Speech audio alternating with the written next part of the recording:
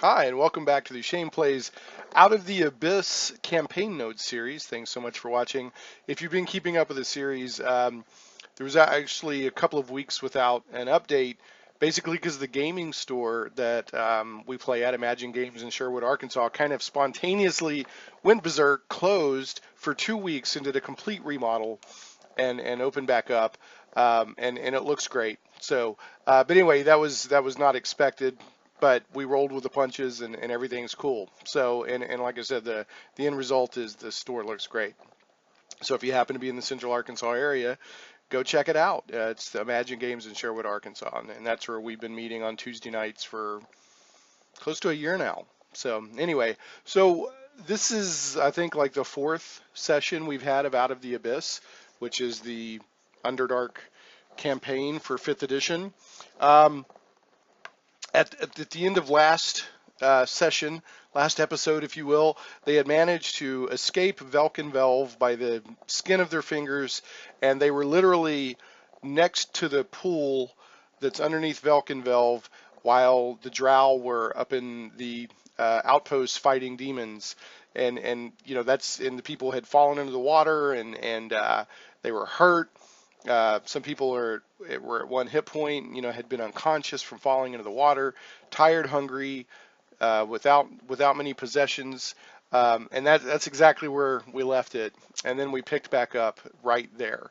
So they were still, everything was still going on. They had to decide where to go, and they had to move with the quickness. So a couple of notes, uh, group notes. The person who's playing the cleric uh, hasn't showed up for a couple of sessions.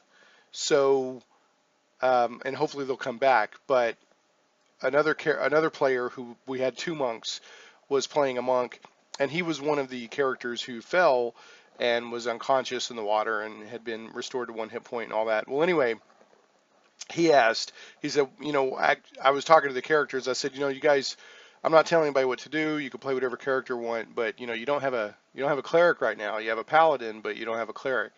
So one of the players was like, look, I'll just change to a cleric. And even though um, so I play on behalf of a store, so in the past, I've let people kind of swap characters fairly easily. At the beginning of this campaign, I had said, let's try not to do that so much for more immersive storytelling and to role play and connect with your character. Uh, but he was like, so anyway, so he's like, well, I thought we weren't supposed to change characters. I said, well, not just because I want to try out this new character. I said, but if the party really needs it and you're really deficient in a a type of class in the party, I said, that would be fine, um, especially if it's hurting the party to have the lack of that character class. So what we ruled was that his monk actually died on the way down when they fell into the water. It was a 100 feet drop, and and that there had been another cleric or another character that had been thrown into the slave pen just like a couple of hours prior to breakout. Um, and is suddenly along for the ride in a big wide-eyed, deer in the headlights fashion. So we did that, and that seemed to work out well. Everyone, even though we had been gone for a couple of weeks, everybody got right back into things. I had milestoned everybody after the escape from Velkenvelv to second level. One of the guys, and I think I mentioned this last video, was like, "Wow, we would have enough XP anyway, right?" And I had calculated everything, and it wasn't. But they almost suggest starting characters at third level and Out of the Abyss anyway. So went ahead and milestoned them to second level. And even though, and this is just human nature, all DMs and GMs out there will know exactly what I'm talking about. I very clearly said, hey, you guys are all second level. There were still some people who's like, oh, what? We're second level? So they had to, at the end of last session, I said, you're second level now. Make sure to do your characters. There were people who were like, what?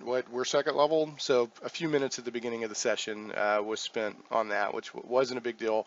And the way I said it was, look, you're second level, but you won't receive the benefits of second level until you get a long rest, because it was still in the middle of the escape and all that. So I didn't want them like, they're at the edge of the water, beaten up, bruised, the drow right there, and and then suddenly, boom, they're just, full hit points and, all these new abilities and all that. So I said, when you get a long rest.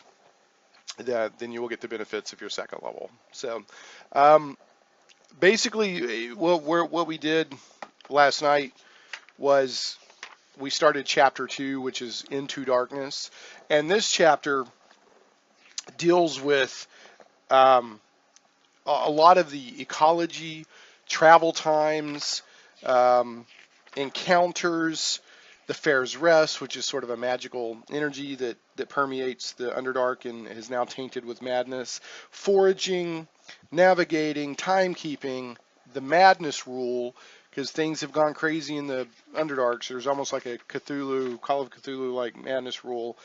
Um, Death, it's kind of a dangerous adventure. They suggest some things on if a character dies. Um, there's a pursuit mechanic because there's a drow uh, party. Basically, the drow they escaped, Ilvara and her lieutenants and some other drow and the junior priestess. They're coming after the party because Ilvara has lost face now that they've escaped. So they're coming after them. And there's this pursuit level mechanic that starts at 4, and if it ever gets up to 5, that means that the drow catch up to them. And if it ever gets down to 0, that means that the characters have eluded pursuit for the time being. So and then there's multiple factors like um, if the characters move fast for a day, which has some rules, consequences, like they can't stealth, they can't forage and all that. But anyway, they can lower the pursuit level by 1 if they cover their tracks. If somebody does a check and tries to cover their tracks, it'll lower. If they stop and have an encounter or some other stuff happens, it'll go up. So there's, if they move slow for a day, which also um, can increase it. So if they move really slow for a day, then the pursuing party, has a chance to catch up. Anyway, there's all these factors, including types of terrain and encounters, that adjust this pursuit level. Now, you start at 4, so they're 1 away. If you get up to 5, they catch up. So, at the very beginning, these guys are hot on their heels. The drow hunting party is right on the characters' heels. Now, they moved fast for a day, and they don't know anything about this pursuit level mechanic on their own, because I said, and I'll get into a second here, they decided where they wanted to go, and it was like 28 days to get there. So they were like trying to move fast, and they did that. And then one of the characters asked me, and I didn't bring this up as an option, just asked, can we cover our tracks? And I said, yes, you absolutely may, and kind of explained, if a character does that, they can't do anything else for that day of traveling. They can't forage or be on the look for ambushes or anything like that. And they didn't bite on that. So up to them, but they did move fast for a day, and that bumped down the pursuit level to 3. And I have a log that I started, and I would recommend doing this. I don't know if you can see this very well or not, but I wrote the day we played, and then I wrote how many days they traveled and where they were going towards and from, and how many days of fast travel, or if they did slow travel or covering tracks. I made notes on that, but they just fast traveled, and then where we ended the pursuit level. And right now their pursuit level is at 3, so they improved their pursuit level by 1. And also the only encounter they had last night on random encounters was, I started this thing here again. I don't know if you can see that. It just says unawarded XP. They fought 6 giant fire beetles, which was a total of 60 XP. So I didn't divvy that out last night. And that was just a random encounter that legitimately rolled. And I was kind of glad it worked out that way because it was towards the end of the night. It wasn't a long combat. I mean, they wiped these things out like no problem, and they got some food and some glands that light up for a few days. So story-wise, it helped because story-wise, it helped out, and the NPCs were like, yes, great, light, food. They were kind of happy that the fire beetles showed up. So, what else is, and like I said, there's terrain encounters that can be anywhere from a rockfall to a rope bridge to underground stream to webs to cliff and ladder, a boneyard. There's creature encounters, and you know, that's what they ran into, the giant fire beetles, and there's several other creature encounters. Some which they could run into traders. Um, you know, it's not all hostile. Escaped slaves. So I mean, there's other. It's not just monsters, these creature encounters, but there's definitely monsters in there. Um, and then they have these sort of set encounters, which you can just decide to drop in the mix. And there's like the Silken Paths, Hook Horror. Um, let's see, the Oozing Temple, um, Lost Home of Cam. There's just all these cool. There's like 4 set encounters that are like little mini adventures within the adventure that you can just decide, hey, when they go from here to here, somewhere in that they're going to run into this. They're going to run into this encounter. I didn't do that last night. I'm not sure if I'll do that next week or not, but I am going to do that at some point. Also, when you're traveling through the Underdark by these rules, you know, you can just do every day. Hey, we're rolling for encounters, da da da. Or you can summarize travel, where you roll a 1d6 and add +1, and you say, well, you go for 4 days or whatever, and then you roll another encounter. And I did a couple of days of every day. Let's roll, let's check, da da da.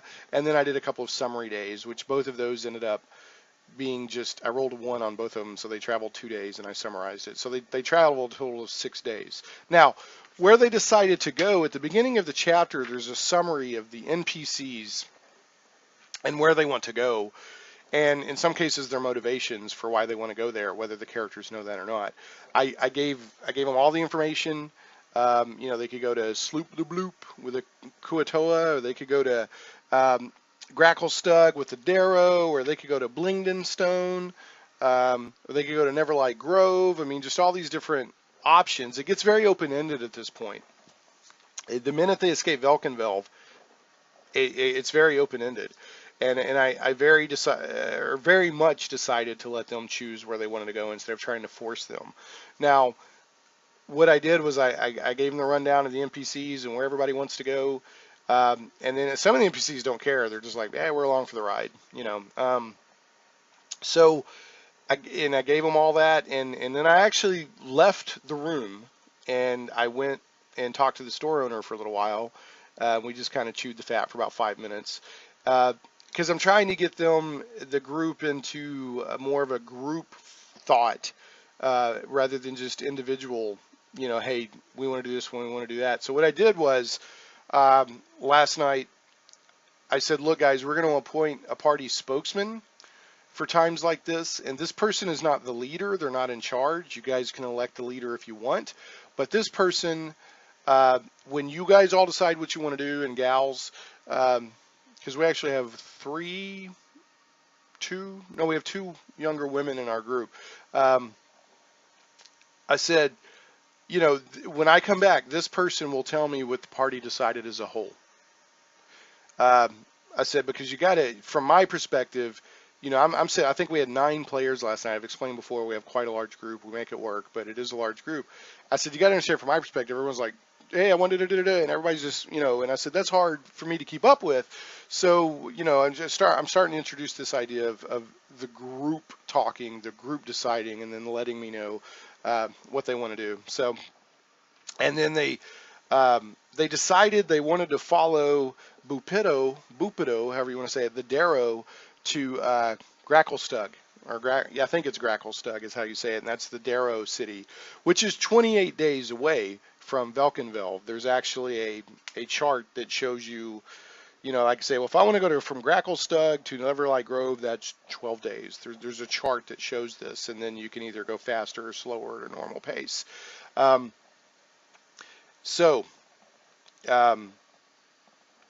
where they decided to go. And I realized that before they made the decision, I hadn't given them travel times. So I said, okay, so that's cool. So I'm not trying to influence you where to go, but I neglected to give you travel times. And so I gave that information to them, and they decided, because Gracklstugh was not the closest. Sloop Blue Dop was actually the closest. So the Kuatoa, which I need to get them there at some point, because there's a really interesting encounter there with Demogorgon. But anyway, that's where they decided to go, so off we went. You know, and another thing I did that I recommend anybody DMing this Adventure Do uh, is asked for a couple of different marching orders. And the reason I say that is because the rules say when you have an encounter, then you actually roll, and depending on the roll, you're either in a narrow um, passageway where everyone is single file, or you're in a passageway where it's two abreast, or you're in a big wide open area. So I said, give me two marching orders, and had them do that, and then I was like, and don't forget you have NPCs. They're like, wow. So they had to figure out these marching orders, and this is what I've got here. One is single file and one is two abreast. So I just had them do that in advance. So, and we did have an encounter with the fire beetles, and I rolled, and that was the very end of the night, and it ended up being there were two abreast. So, and the size of the party um, with all the party and all the NPCs is pretty big. So they had this big long two abreast line column, and then they had four fire beetles at one end and two giant fire beetles at the other. And the guy, the blind rogue. I don't know if you've listened to it. We have a blind rogue who wants to throw daggers, and he's in the middle, and everyone's like, no, don't, because he's like, which direction are they? And they're like, no. So that was pretty funny. Uh, and you had somebody trying to shoot through everybody's legs uh, from at the very end of the column to with a crossbow, and it was just almost comical. And I gave them a disadvantage, and if they fumbled or something like that, I was going to rule that somebody got hit. But anyway, nothing like that happened. So they, like I said, they made like 6 days of travel, and what I did to get them, back on having a little bit of the breathing room was I basically had Bupito, who's leading them, and then Eldith, who the female dwarf. She has a pretty high survival, I think a +5 on her survival. They traveled for several hours, and then they found kind of a somewhat hidden little cave off to the side that they figured that was their best chance to get a long rest, and that's what they did. And I didn't, even though I rolled for encounters just to keep up the feeling of suspense. I wasn't going to have any random encounters happen or the drow catch up with them. I wanted to get them a long rest. I also was explaining.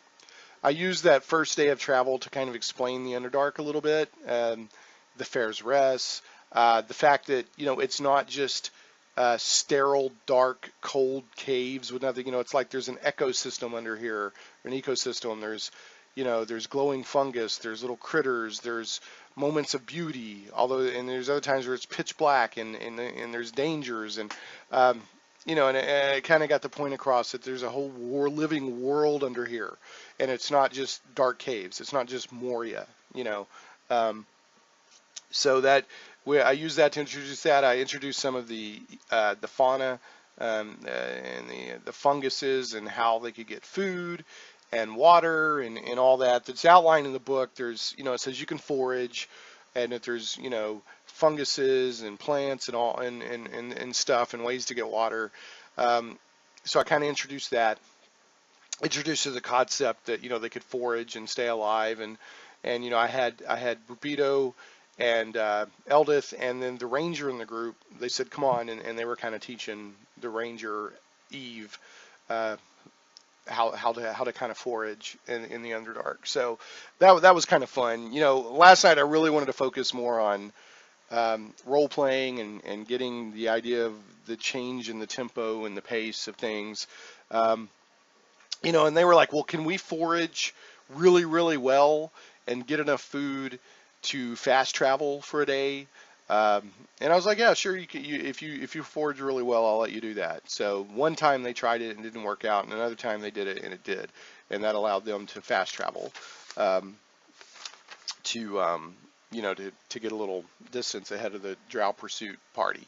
So now I did roll random encounters for either each daily travel after that first one, or if I summarized it, I rolled encounters, and nothing happened until the end when they ran into the giant fire beetles, which kind of worked out thematically, story-wise anyway. I thought it was kind of neat that, they fighting these creatures they can get food and light off of. Some of the stuff that they're running into, the characters, as the lack of spell components. I've got one player who, somebody tries to cast a spell and he'll, I'm trying to be somewhat flexible on it. I want to reinforce that they have that, they're really at it right now they really don't have a lot. But I got that one player who'd be like, no, you can't throw that because da, da, da. And I'm kind of, I don't want to jump him. I don't want to give him a hard time because I want everyone to have fun. But I'm trying to think of a way to kind of say, hey, I appreciate the input, but I'll make the final, if something needs to be caught or flagged or pointed out like that, I can make that determination. But I mean, at the end of the day, he's right. If I want to play the rules and all, so I need to make a determination if spell components are vital or not. And I think I'm going to land on that they are, because the book, does say that you can craft during your downtime and get spell components. Like one guy was like, hey, I need glowing moss to cast something. I'm like, well, there's plenty of that around. And then somebody else was like, hey, I need a glowworm to cast dancing lights. Will this gland from the giant fire beetle work? I said, absolutely. So, we're kind of working on it. But one guy was like, I want to cast bless, and there's no holy water. They gotta get holy water, that kind of thing. So I'm kind of struggling that. I don't want to completely cripple the spellcasters, but on the other hand, I like the idea of the scarcity of materials being part of the challenge that they're facing in the Underdark. So I'm still kind of sorting through that. Trying to think what else, and that's why they chose to go to Blingden Stone, because when Bupido basically says they can acquire better equipment, was one of his arguments, and they were like, yeah, that sounds good to us. Now, what they don't know is Bupido is also crazy, thinks he's like the avatar of a god or a demon lord or something, and he also intends to murder the characters one by one along the way, believing them to be divine offerings delivered into his hands. So starting next session, NPCs are going to start dropping because we have too many NPCs, and I believe that Prince Darendel is going to be the first to go. They're going to find him horribly mutilated, and I'm probably going to do that with at least one more NPC, and then I'll have the party realize that, somehow, give them a chance to realize that it's Bupido, have a little bit of a murder mystery. So that's probably going to be a large focus of next session. They will, what I hope to do at the end of next session is, Bupido is pulling his shenanigans and killing people. They have a chance to find out, sort out the murder mystery, and then to get them to Blingden Stone. That's kind of my hope for next session. So that's where I would like it to go.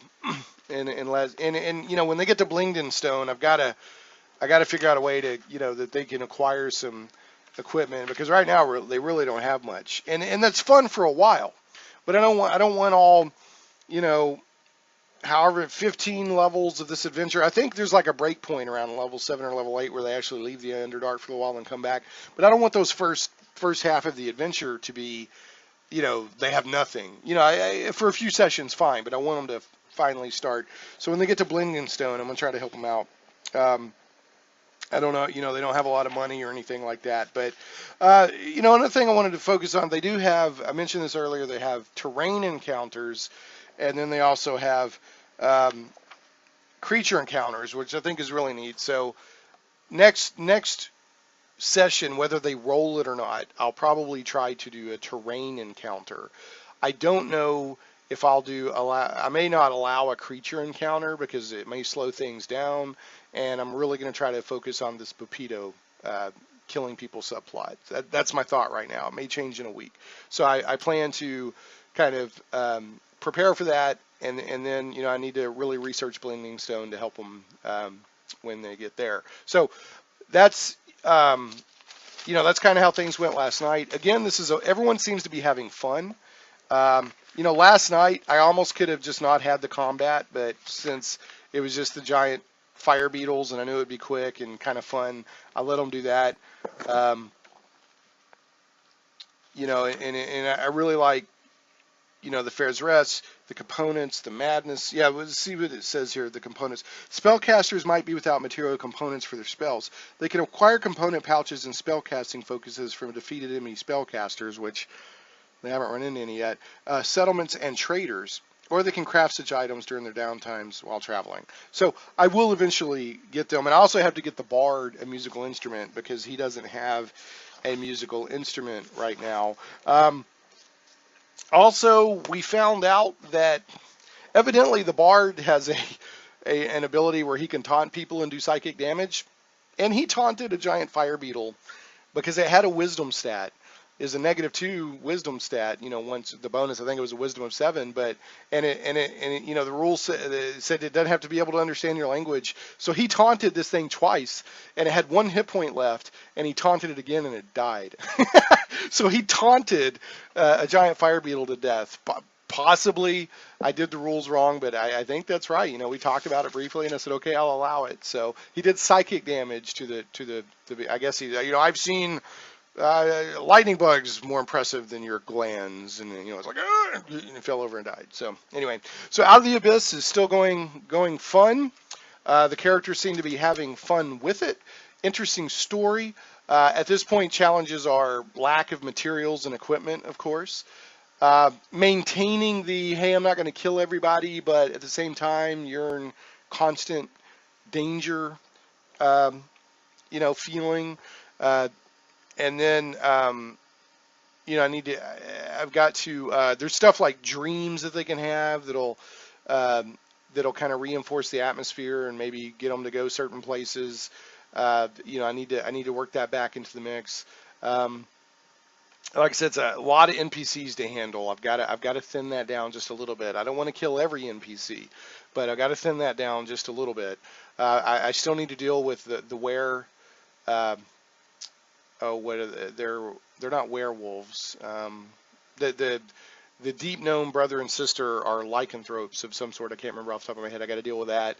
I may just have them disappear because they're, they didn't seem really excited when the Deep Gnome City came up as a possible destination. And Jim Jar shared with the characters like, I'm not sure about these two, so which is in the books or in the rules. He's like, I don't know about these guys. So I went ahead and shared that. So there's just a lot of stuff to deal with, to juggle. It's a lot of fun. But I've got to get these guys to where they're somewhat equipped and get them to a point of safety. I'm probably not going to have a major combat again because there was, it was pretty intense combat getting out of Valkenvelve until probably after Blingden Stone. Now, if there's a good reason in Blingden Stone to have a combat, then I might do that. But right now, I'm going to try to focus for a couple of sessions on more role playing and social interaction and stuff like that. So, anyway, that's how things are going so far. I hope these notes are helpful to you. And if you want to share your own notes, your own experience with the adventure, feel free in the comments. Leave a thumbs up on YouTube and a comment, if you will. That helps me a lot. And don't forget to subscribe to the YouTube channel. We'll catch you next time on the Shane Plays Story Notes for D&D Out of the Abyss.